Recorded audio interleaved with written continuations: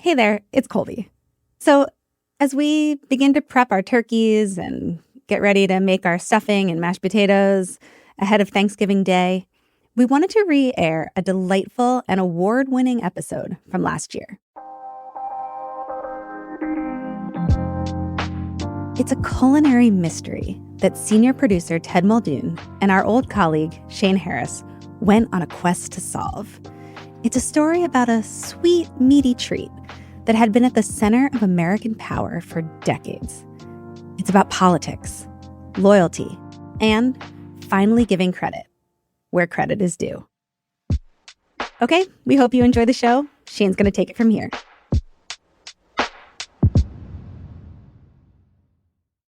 Okay, so setup is it's October 2014, and Ben Bradlee, the legendary editor of The Post, has just died.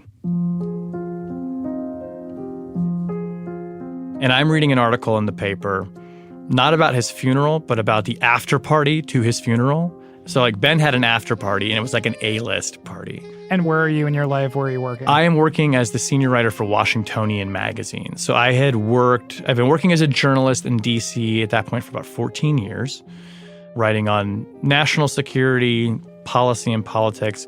And I'm reading a story about the party by Roxanne Roberts, who used to write the Post's Reliable Source column. And I mean, Ben's funeral is a huge event. The after party is a huge event.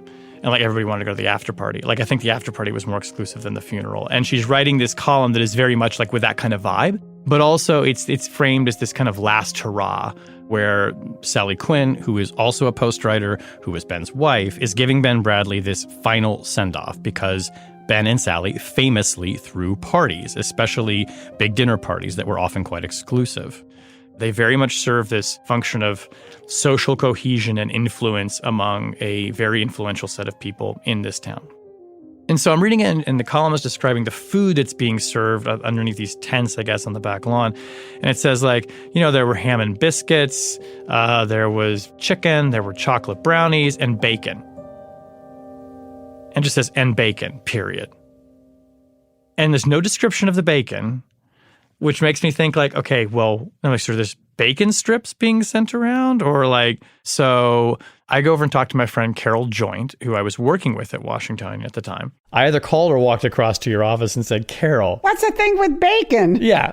And she is my trail guide for all things social and strange about Washington. And I think you said to me, you don't know about bacon. And I was like, Shane, what do you mean? What's this thing about bacon? There's so much I did not know about bacon. As Carol explained to me, bacon meant candied bacon. It's not a breakfast food, and it goes beautifully with cocktails. Now, a lot of people might be familiar with candied bacon. You might even know it by the name pig candy or hog candy. But this wasn't any candied bacon recipe. This is a recipe with a unique story and a legacy in Washington, D.C. And as it turned out, it was only something that an elite group of people in D.C. would know about. The reason why Carol knew about the bacon was that she had written professionally about parties and society for years. The kind of events where rich and powerful people would get together, rub elbows, drink champagne, try to look very important. At the time that I worked with her and she told me about bacon, she was the author of this regular column on Washington for a site called New York Social Diary. Which I approached like it was the police beat. And I got to go to all these parties. Yeah. I mean, everybody wanted me at their parties because they wanted to be in New York Social Diary. So it was at one of these kinds of parties in Washington that Carol was actually attending as a friend, by the way, and not as a reporter, where she first learned about bacon. This was in the late 1990s. I had my own epiphany with bacon, too. It was not like I was to the bacon born, It was like I had very dear friends, and they'd have great parties. Carol's friends were of the bacon born, as she put it. They came from this wealthy and powerful family in Washington, D.C. called the Bruces.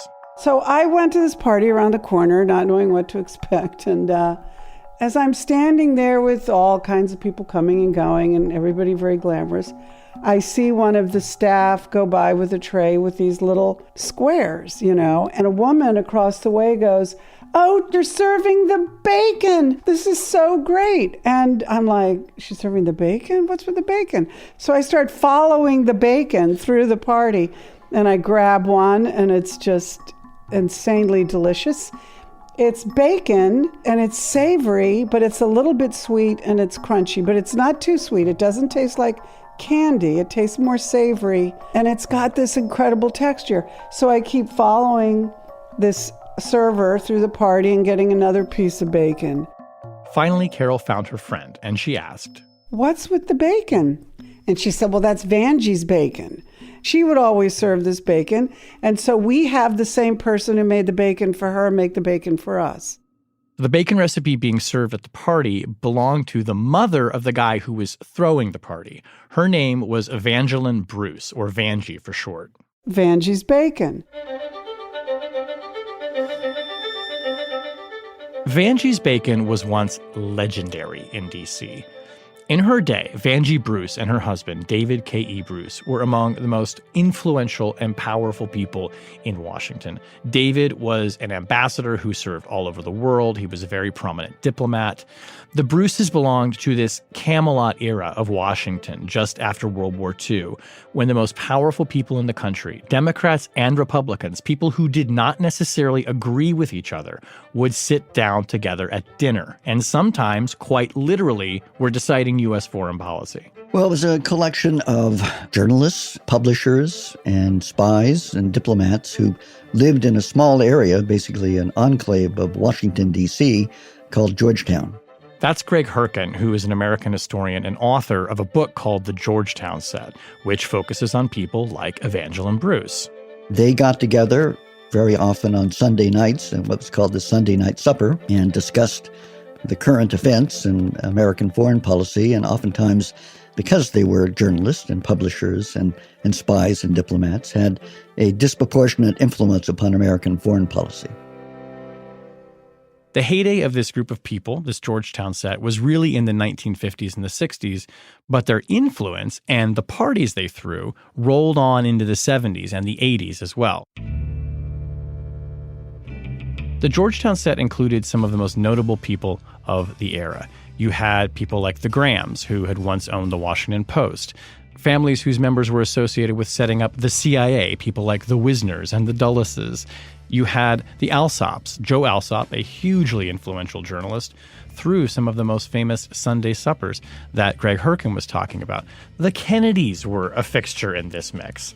And of course, you also had the Bruces. These people threw parties like no one throws parties anymore. And when Vanjie Bruce threw a party, she served bacon. It was her thing. It was like a kind of marker. And if you were eating Vanjie's bacon, you were somebody. You belonged. So this was all the backdrop for that famous bacon that I asked my friend Carol about. She remembered trying it at her friend's party and following the tray around all night, eating more of it.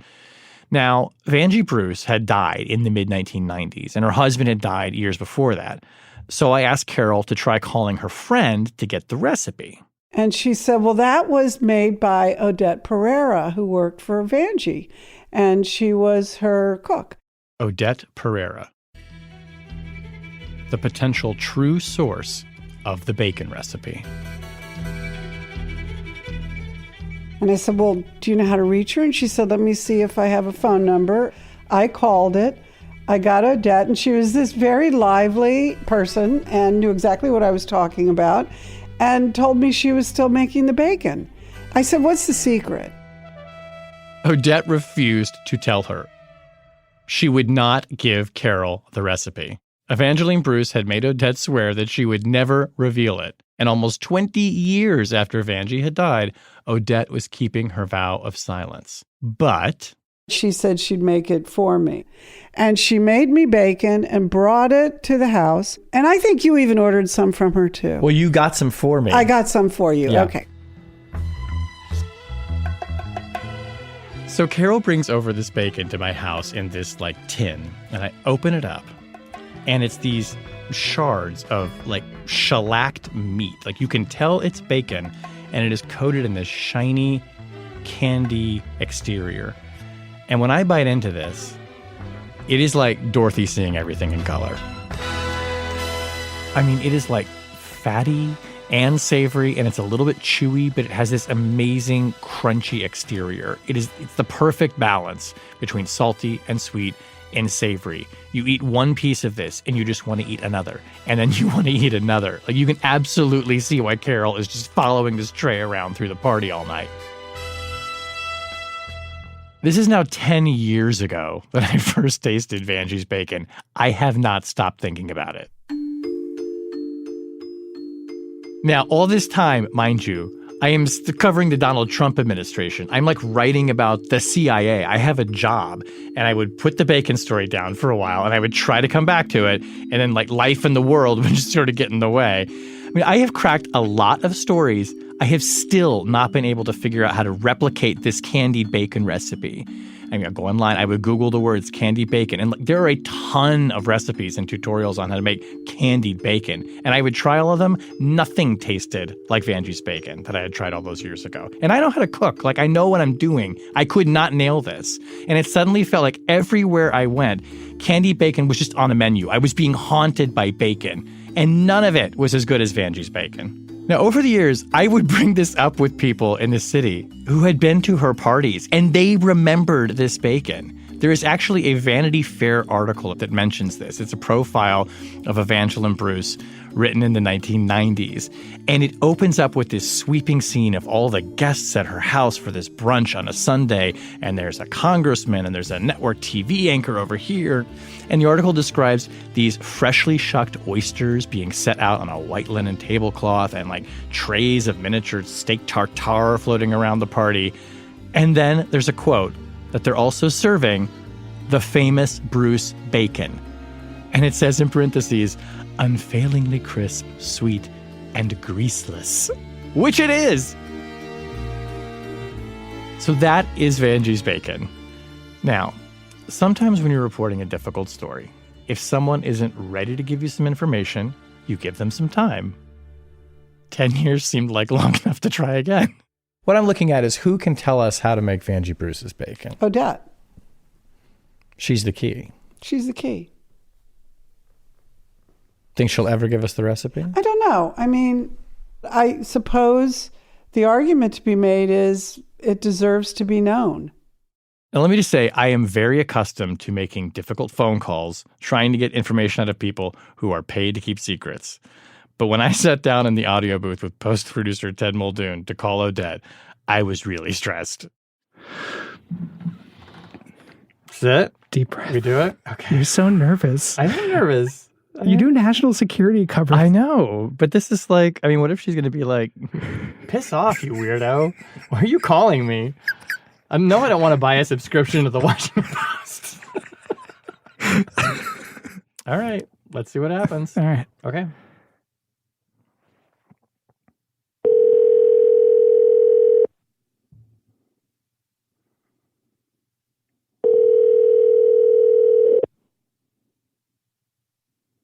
Hello. Hi, my name is Shane Harris. I'm a reporter with the Washington Post. I'm trying to reach Odette Pereira. She's not here. Oh, now. okay. Well, later. Okay, could I leave a message for her? Yeah, what do you need? So I'm working on a story about someone who I think that she used to work for named Evangeline Bruce. Yes.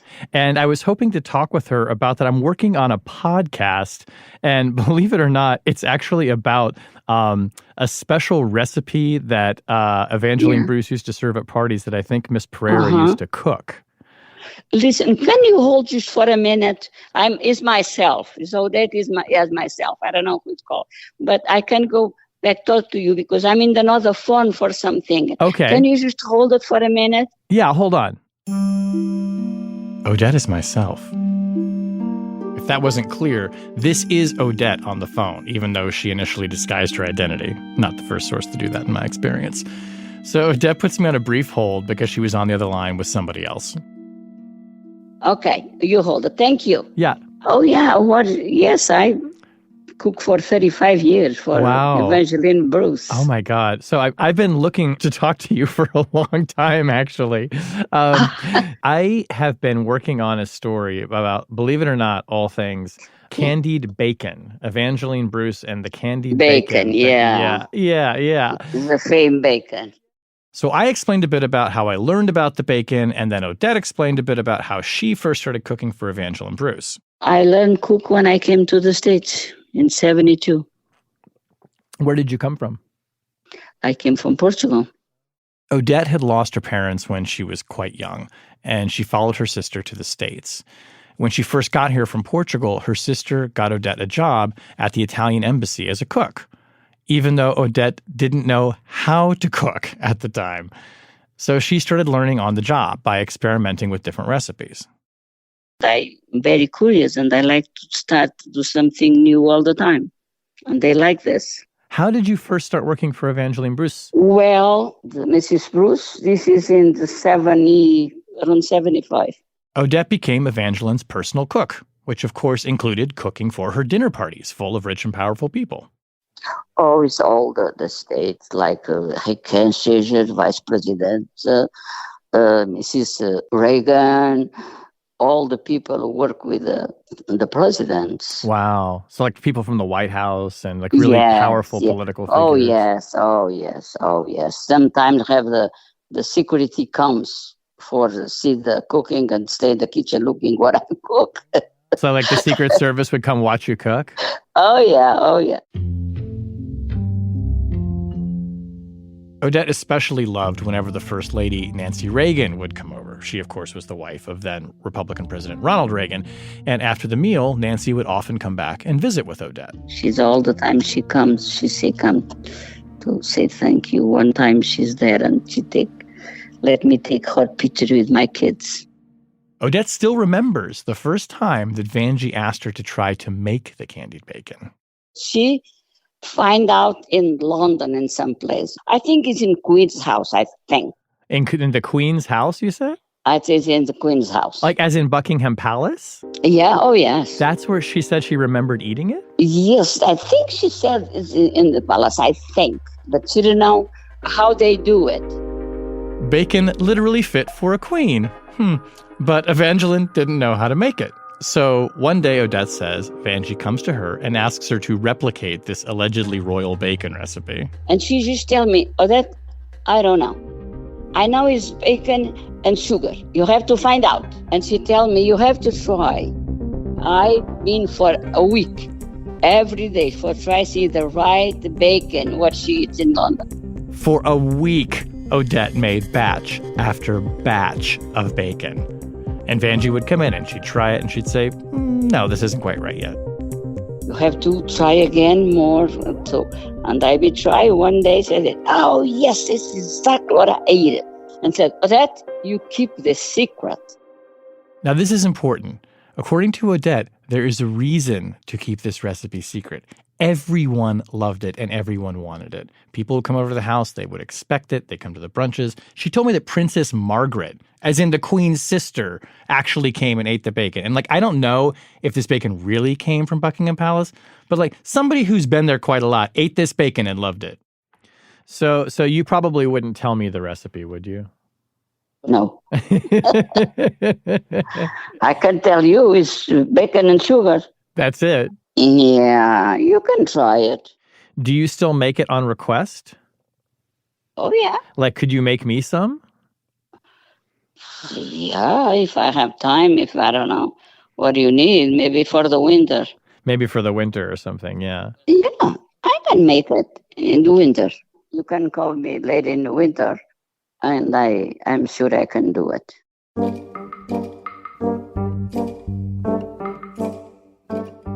Okay, so I was not able to get the bacon recipe out of Odette either, but I did come away from our call with two promising leads. One, Odette was willing to make the bacon for me again. This would be the first time I've tasted it in 10 years. Maybe with a sample, I could do what she had originally done and, I don't know, try to reverse engineer it.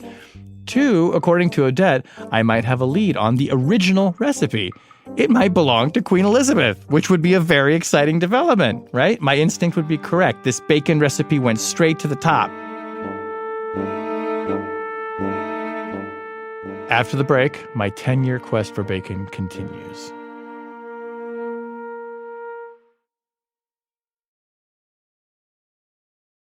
All right, so Odette is not giving up the recipe, but I'm not giving up on her. So I'm going to give her some more time to see if she might be ready to talk later. And in the meantime, I started looking into Evangeline Bruce some more to try and figure out how she might have ended up eating bacon in Buckingham Palace in the first place.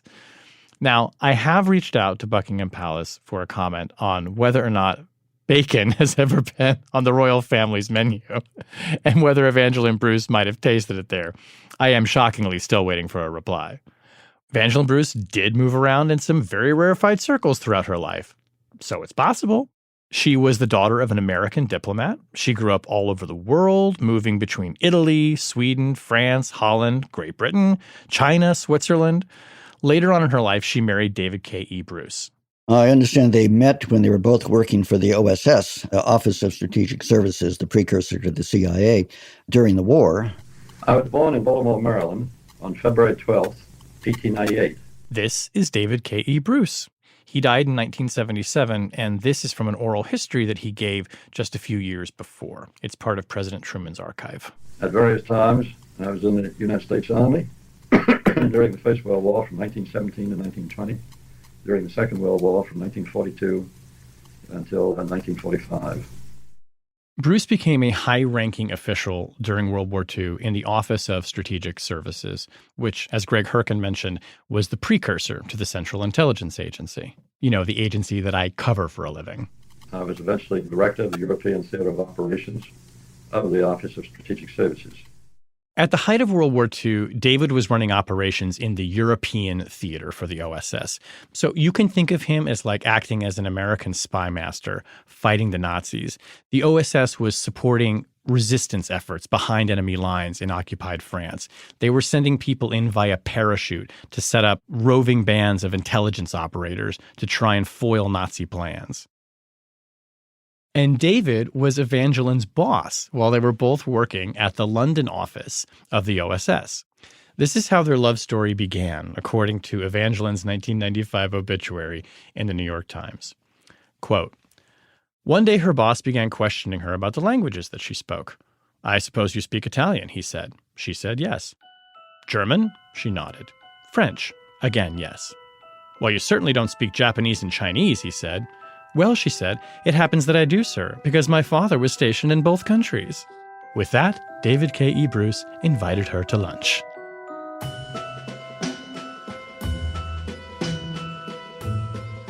So Evangeline became David's assistant, and in that job, she did some really interesting things working with spies behind the lines in Europe. For instance, she was called upon to forge passports and papers for these spies who would often move around on bicycles. And she had to develop these elaborate backstories in case they were ever stopped by the Nazis and someone wanted to know, why are you carrying a bicycle registered in one place when you're riding to another? She once told a Washington Post staff writer that it all seemed very romantic at the time.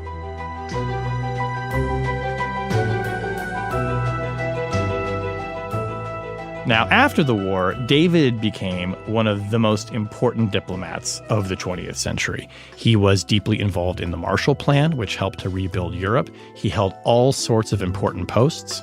David Bruce would become a roving ambassador to several countries, including in London. He was in Paris. He was at Bonn. American ambassador to France, Undersecretary of State, Special United States Observer, United States Ambassador to the Federal Republic of Germany, United States Ambassador to Great Britain, for the United States delegation to the Paris. And everywhere David went, so did Evangeline. Evangeline traveled with him and was at these embassies, not as a hostess. She hated the term hostess, by the way, but as someone who could aid his career. She told Vanity Fair in 1995 about her husband and his work. Quote, "I know it's a tired old cliche, but we were partners in every sense of the word."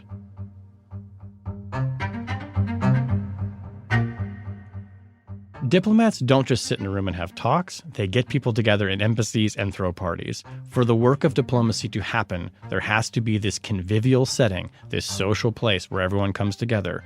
So these parties were incredibly important.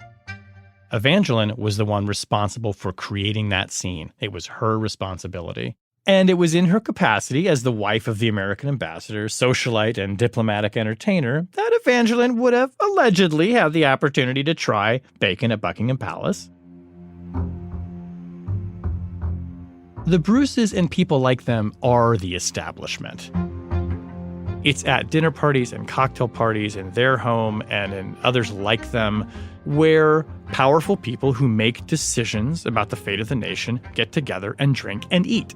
That was one of the ways that people communicated the most, was at the parties. That's the journalist and author Sally Quinn. She's the widow of Ben Bradlee, the former executive editor of The Post, who I mentioned at the very beginning of this episode. Sally was also well known for throwing parties, and she was really part of the next generation after that original Georgetown set. She started throwing parties in the 70s and then into the 80s and 90s, and she's still very much a fixture on the scene today, bringing people together for dinner at her home in Georgetown. Even though they're meant to be fun, they were always working parties. I'm talking about the embassy crowd, I'm talking about journalists, White House people, people on the Hill. They needed a way to exchange information and to meet each other. And you sit next to somebody that you didn't know, and you get up from the table and know perfectly well that I, as a reporter, for instance, sitting next to somebody in the administration, could call them the next day and get them on the phone, and vice versa. Because you'd spent time together. You established a relationship, and it was non-denominational. I mean, Republicans, Democrats were all together all the time. And I had a lot of Republican friends and really close friends. Dinner parties really were the nexus of this informal power Washington. That's Roxanne Roberts. It was her column about Ben Bradlee's memorial party that turned me on to bacon. Roxanne has been covering Washington's social and political and philanthropic power brokers for The Post since 1988, which means she has been to a lot of these kinds of parties. The reason that my beat was so interesting to me is that everybody else was writing about what happened from 9 to 5, and I was writing about what happened from 5 to 9 or 10 or 11, where people who came together, many with different ideologies, without any of the kind of bitchiness and cruelty that exists now, would sit down and they would argue and they would drink. And as people got to know each other as human beings rather than a policy position, they were in a better place to then trade votes, negotiate during the day. The fact of the matter is that it is impossible even for a president to do anything alone in this town. And everybody needed other people, whether it was advice or friends of friends. You needed other people to be able to accomplish something big. If you look at the big policy decisions that were being made in Washington of yesterday, particularly following the end of World War II, this town really functioned and found consensus in a way that seems unthinkable today. It's kind of remarkable that in the space of a year, the Marshall Plan was voted and accepted. The Truman Doctrine was voted and accepted. The whole containment strategy toward the Soviet Union was established. Things got done pretty well and pretty rapidly. All the things that Greg Herkin mentions here, the Marshall Plan, the Truman Doctrine, these were the defining actions that created the post-war democratic world order. This is the system of agreements and alliances like NATO that makes the West, and chiefly the United States, the world's leader for the next 80 years. And these decisions that are going to determine the fate of the U.S. world order for the next century are being hashed out around a dinner table in Georgetown. One time, Susan Mary Alsop said that to a gathering, "What are we going to do about the Italian election?" This is in 1947. What are we going to do? What are we going to do? Because we are the ones who should advise on this. Allen Dulles was always invited to these parties. Allen Dulles, again, director of the CIA. With the hope that Allen would spill some secrets. And Allen Dulles knew that very well, so he would launch off on a big story and go on for some time until he got to the interesting part, where the secret was. And then he'd look at his watch and say, oh, look at the time. We have to leave.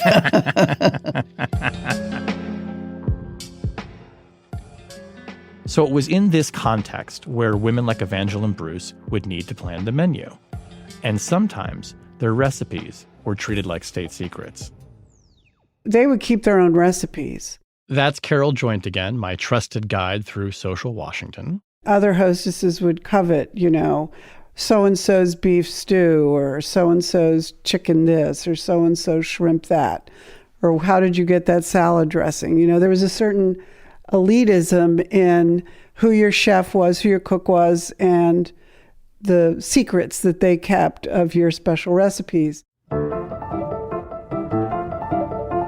So Washington hosts often served a trademark dish or something that they were known for.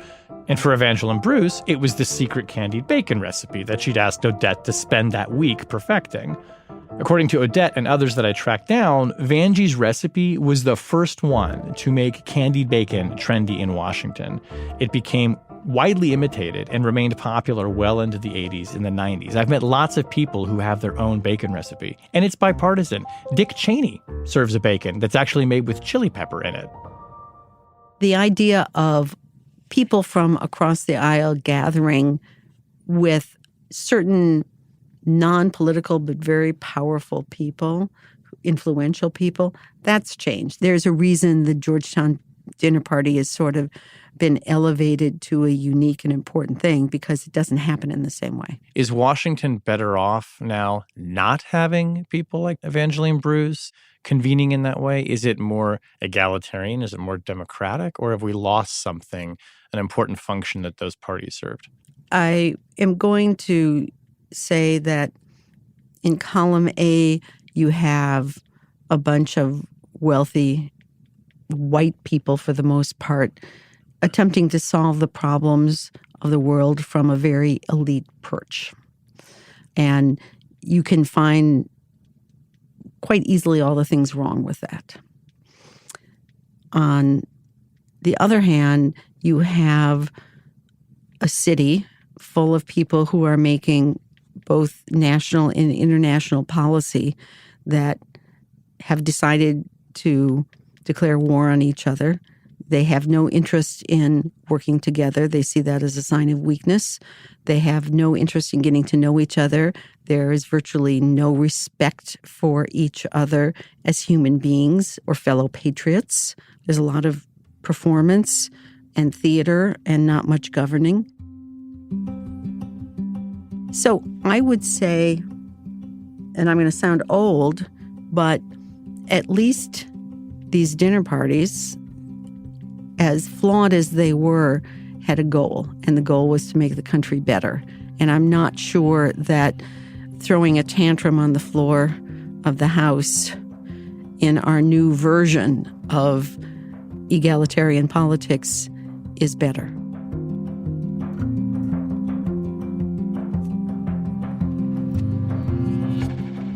I think today you have to wonder if the best version of that diplomacy and its promise is actually lost. And, I've had to wonder by this point if I'm ever going to be able to reverse engineer this bacon. After trying for so long, so hard, and learning so much about this era, I had a new idea. That instead of asking Odette to just make a batch for me, I would invite her over to the Post as some of us attempted to recreate it together.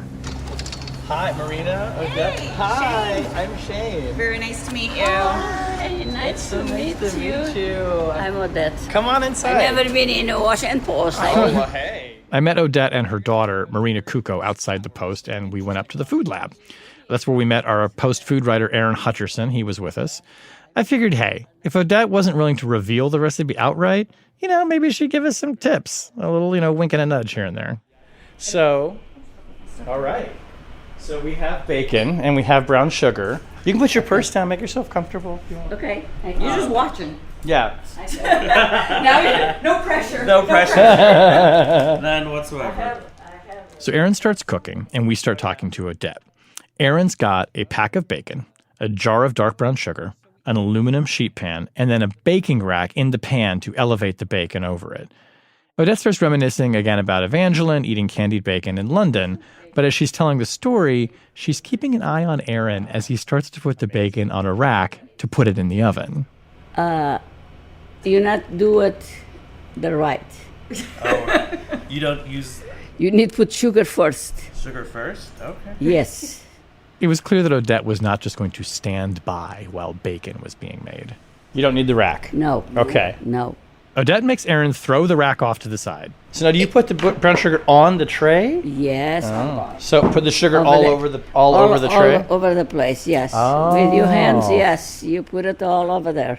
Before putting the bacon down, Odette has Aaron cover the bottom of the sheet pan with brown sugar. Is this Now, yes. Now you put the bacon. There you go. And Okay. it's, Okay, now. yes, a lot of sugar again in the top. So this is like a layer of brown sugar, a layer of bacon, and more Yes. sugar on top of the bacon. Yes, yes. Wow. So it's going to be like cooking in a sandwich of brown yes, sugar almost. Yes. Casing. Like a sandwich, yes. Oh, wow. And the oven, they can be higher. They can be around 300, depend on the ovens, you know. 300? The gas, I do with 300. So again, if you didn't catch this, there's a layer of dark brown sugar on the bottom, then a layer of bacon, and then more brown sugar on top of the bacon. More and more, and you have to, Pat it down. yes. So you're actually packing sugar around the bacon and pressing it down with your hands. Oh, okay. See, Odette, I never would have imagined doing it this way. So this she is told me, your- "Odette, but this is you your never invention." ever give the recipe until I lie. We're Never. not allowed to give out the recipe. As long as she was alive. Now go to the oven. You have the oven on? Yes. Okay. Around 300, yes. Okay. So that's like a low and slow kind of thing. Slow. Okay. Because they have to melt the sugar until they make the caramel. I see. Sometimes take more than 1 hour. So you have to keep an eye on it. Yes, you have to keep eye on it, and it's more than 1 hour. It depends how they do it. And soon they start to bulbing. Soon the sugar starts bubbling, is what Odette says here. But it's becoming clear that this is really a feel thing for her. It also depends on the oven, since not all ovens heat the same way. In our recipe, it took about an hour cooking the bacon at 300 degrees. You're watching and waiting for the sugar to bubble and caramelize on that bacon. And Odette is watching for two particular things: the color of the bacon and the smell. She's really using her nose here to know when it's ready. It smells. You see it, they start to melt because you have, well, I'm not supposed to tell you everything, but you have to turn over. Oh, you turn it over? You have to turn the bake over when they melt in the top, when they run. You have to use your nose. It's not. Yes. Most people use a toothpick or something to see if it's ready. No, you you just have to smell it. just look and smell it. Okay, so this is important. If I were to point out one secret to Odette's recipe, this would be the big one. We've probably been cooking the bacon at this point for about 35 minutes, and Odette tells us to turn it over. And at this point, the sugar has entirely melted, and it is mixed with the fat that has rendered off of the bacon. So everything has become this delicious smelling brown syrup on the bottom of the tray. Wow, this is absolutely it's like And a caramel you bath. have to put this sugar. There you go. Sugar back on there. Yes. Oh, I see. So you got to really get it back Exactly. on. You it have then. to do this. Aaron is picking up each strip of bacon with a pair of tongs and dredging it through the caramelized syrup as he flips it over. He then even used tongs to put some more syrup on top of the bacon, kind of ladling it over. The point here is to create consecutive layers of caramelized sugar. You need to repeat this flipping of the bacon, this process, a handful of times. And Oh, I'm wow, sure look at after you this. have to do another time. You just keep doing it until it's the right. Yeah. So it is basically cooking in liquefied caramel right now. Watching this process, I can see why it took Odette a week making batch after batch of bacon to perfect this technique. It is not obvious. So when Mrs. Bruce you got it finally the way that she liked it, how did you remember? Oh, I remember. You don't think after the 5 days do Yeah. bacon every day? Oh my God! How could you forget? I can't see the bacon anymore. I come in the kitchen and say bacon again. We repeated the bacon flipping process another couple of times over the next 25 minutes until it had exactly the color that Odette was looking for. This is like looking like that deep, deep, dark color that you really want. Yes. Almost burned, but... That's it. This is the bacon. Look like it, exactly what they are. So we'll wait a few minutes for it to cool down. Then. Yes. And then we will see the moment of truth. Mrs. Cruz, I'm sorry. If you somewhere look to me, sorry for I can come and show these people how the bacon is supposed to go. Erin took the bacon off of the pan sheet and put it on aluminum foil. Now this part can be tricky. Because of the caramelized sugar, the bacon sticks to anything that you put it on. So definitely don't put it on parchment paper because the parchment will rip off in like little bits on the bacon. Odette likes to put the bacon directly on her cold granite counter, since then it snaps off better after it's cooled. But if you're careful, you can put the bacon on foil. Afterwards, there is one last crucial test to make sure the bacon is in fact done. The bacon strip needs to stand up straight when you hold it vertically. Let me see it. Oh, yes. Oh, is that right? See, it stands up. You see? That's it. That's it, what I said. That's it. Not all of the strips of bacon cooked evenly. The strips that were on the edges of the pan cooked faster. And then some of the other strips were still floppy and bent over during that test. So we just put those back in the oven for another round of caramel shellacking until they looked right. Should we try them? Yeah, you can try it. Okay. It had been 10 years since I ate this bacon. And I had promised so many people who have worked so long on this podcast that it was going to be amazing. I got to say, I was a little skeptical myself. And I know Ted was skeptical. Just a little bit. This was the moment of truth. Oh my God, that flavor. Yeah. Oh, this is what I remember from the first time I tried the bacon. Did you? Yeah. Yeah, this is why. Oh my God. And it's not easy. Somebody do it. This is clearly not easy. Yeah. I don't know how you would convey this, write this recipe down. No. Well, I have to ask you something too, because everybody always talks about Mrs. Bruce, and they always say like Evangeline Bruce's bacon or the Bruce bacon. I think though, it's really Odette's bacon, because you're the one who made it. Mm-hmm. Mm-hmm. I mean, this famous thing that is in books and it's in magazine articles and people associate with her, but you made it. It's really Odette's bacon. Yeah. Well, now everyone's going to know it's Odette's bacon. Odette's bacon.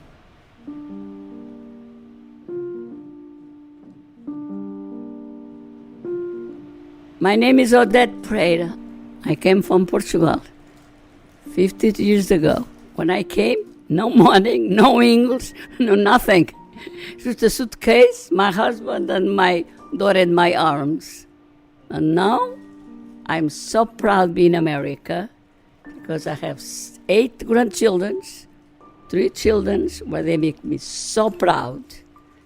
I will learn so many things to myself, not because they teach me, because I try to do it and I do it. I'm making this recipe for Thanksgiving, and I plan to serve it at dinner parties at my house too. And when I do, I will tell people, this is Odette's bacon. And there's a great story about it.